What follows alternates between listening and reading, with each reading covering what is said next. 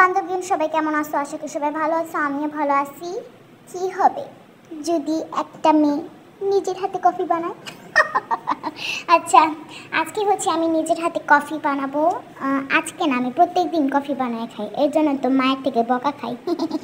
তো আমি প্রথমে হাঁড়ি পাতিল বসাই দিছি চুলায়, পানি না দিয়া, পরে একটা মগের ভিতরে পানি দিয়ে এখানে দিছি। দেখো কত সুন্দর দেখাচ্ছে। তো আমি দেখাইতে চাইছিলাম কি কফি কতটুকু, কিন্তু কফি খাইতে খাইতে শেষ হয়ে গেছে। পরে চামচটা ডুবাইছি, দেখে আম্মু আমার বকা দিতেছে। আর আমার অবস্থা দেখো তখন আমার মুড কেমন। তো কালারটা কিন্তু বেশ সুন্দর। তারপর আমি দুধ দিলাম।